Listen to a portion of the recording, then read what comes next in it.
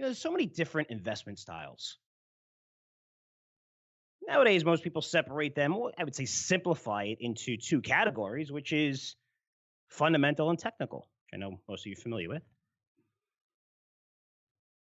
But investment styles, they go so much deeper than that. For example, you have large cap investing, investing just for income, investing for growth, top down, where you're looking at the macro picture, bottoms up, which is more about the company, less about the macro. You have your classic technical investing. You have momentum investing. You have buy and hold venture investing, angel investing, which is investing in early stage companies, investing in collectibles, real estate investing, REITs, MLPs. With sector investing, you can go algo investing, hedging, trend investing, short selling investing, asymmetric investing, option investing, sentiment trading, overseas investing, emerging markets, ETFs, speculating investing, quants, crypto investing, value investing. You have deep value investing, right? Deep value, which is, I don't know, with the people who think they're really good value investors basically call themselves, we're not value, we're deep value. We're deep value investors. And I keep going on and on, about these investment strategies. But you can go anywhere. And my point is, all of these strategies work at one time or another, depending on market conditions. And some of them don't. I mean, there's not a strategy out there, as you guys know, that works 100% of the time. Renaissance may be pretty close to that. That's why they have, $160, $170 billion in there. But there's not really a strategy that works. There's zero strategies that work 100% of the time. Or say that something that could provide you with a 7% risk-free return. If you have something like that, good luck. Start your own fund. You'll have $100 billion. Go right into it right away. But imagine all those investment styles I just broke down. Imagine if you could become an expert on every single one of them. And you could definitely do it. Anyone could do it, right? It just takes time, dedication, hard work, willing to check your ego at the door, because most analysts I know, and good analysts, they all believe they're the best. And their style is superior to everyone else's. They're supposed to feel that way. That's fine. It's just like if you ask James Harden, Kawhi Leonard, Kevin Durant, LeBron James, who's the best player in the world, all of them are going to say, I'm the best player in the world. And sometimes that creates an ego where you do not want to change. Hey, this works. This is my style. That's it. But just imagine if you didn't have just one style of investing. You became an expert or became really knowledgeable on all these styles of investing. For example, we have a ton going on with trade right now. China, also India, Middle East tensions. Europe's the cheapest it's been in a long time. We've seen slower growth. We have low interest rates, going to remain low for a while, like what Powell was saying. So being an expert or having a deep understanding of a bunch of investment styles, you can determine what geography or country you want to invest in, which is the macro. Maybe you're a speculator or an angel investor. So, hey, you know what? In these countries, I'm interested in learning more about the small and micro cap names. You have a deep understanding of big cap companies. And a lot of those big cap companies, especially international, pay dividends, and that's income. You also understand that income is usually a factor of growth, right? In other words, if you want to generate income, make sure you're buying a stock with a solid yield, of course, but you have to make sure that it's also growing or has growth catalysts, or that 5% dividend is going to be pretty much meaningless when you're down 30% on the stock. A lot of people just look at the dividend and say, wow, this MLP is paying 6-7%. If you lose 20% of the stock, it's kind of meaningless. Got to look at the company. The company, in order for that dividend to be solid, it's the capital gains plus dividends that are going to give you that kind of income. You look at the volatility of the market you're investing in, and you could trade it using, algos or playing momentum on both the long and short side. You can use options to do that because, remember, you're an expert in everything as well as options. Or you could say, hey, I'm a value guy. Going to look at Japan, Greece, where looking to buy and hold long term. These are two markets that are cheap, and also, hey, they're starting to gain a little bit of momentum right now. Or you could look at these specific companies and say, hey, you know what? I'd rather invest in the debt of these companies and corporate bonds. But imagine having that sort of access. If you're knowing every investment style, being familiar with almost every publicly traded stock, knowing most of the major trends, and you're in these things because you have great context, but you're able to get these trends before they go mainstream and people are talking about them. You know when to be aggressive, and you know when to retreat and be conservative.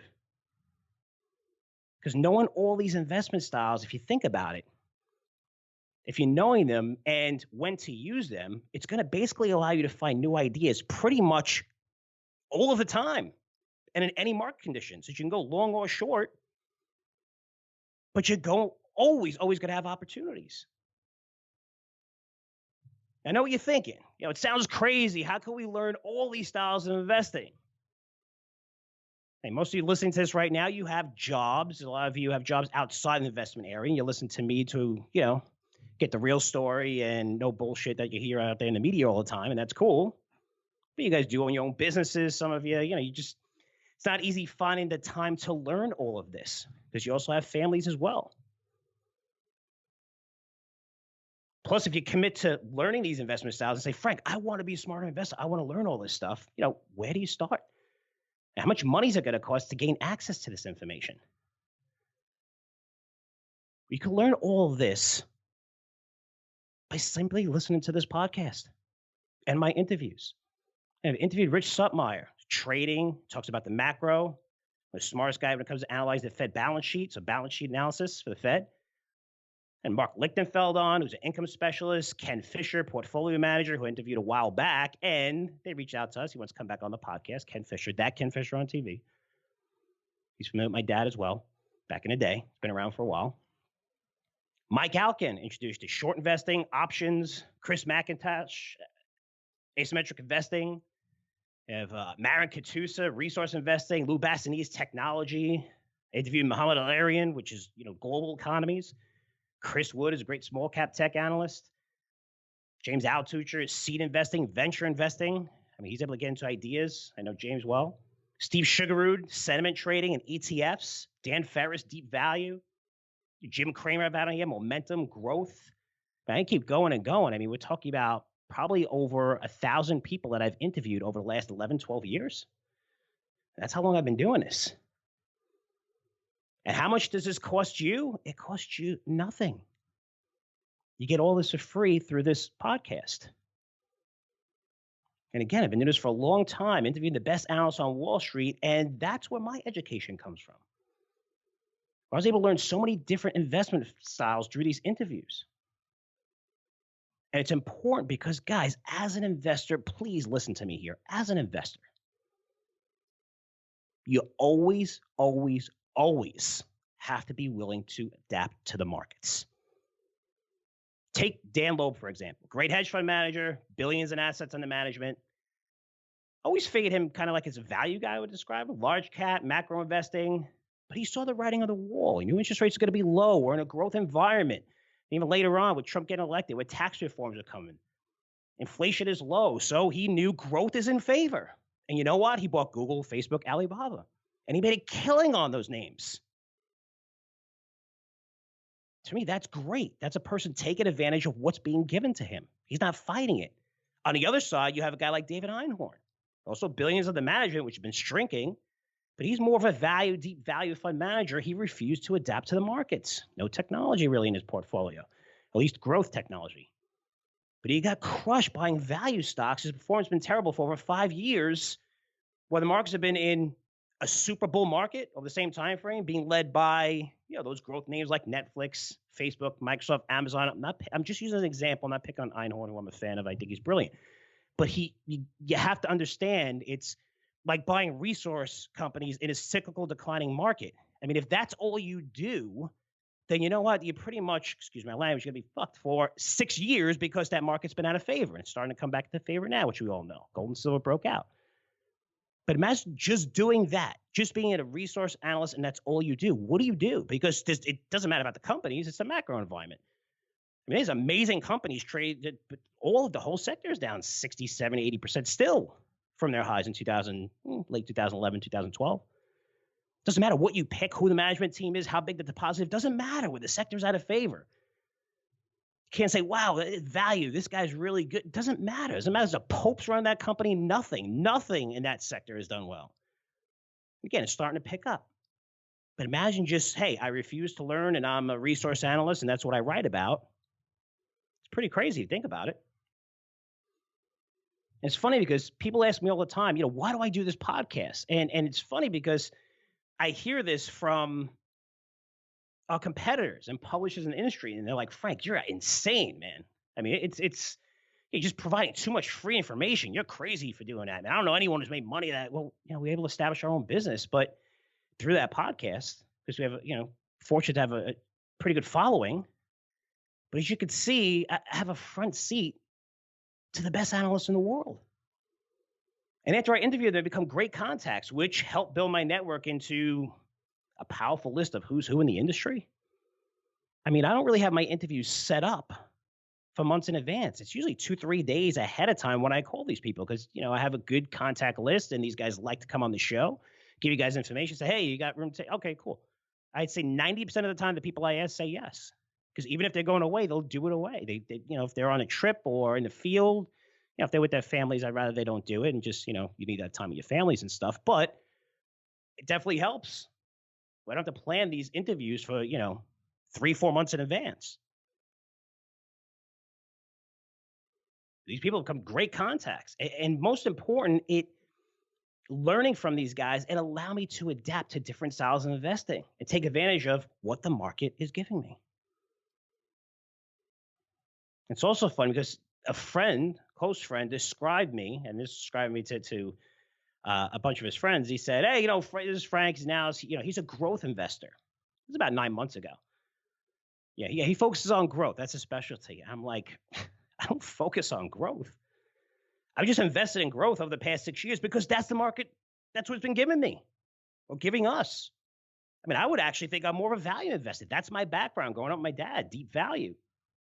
Before going to Kramer, who was totally the opposite. But, I didn't realize that kind of education I'm getting because you don't really learn those two different investment styles, momentum, growth, and then deep value.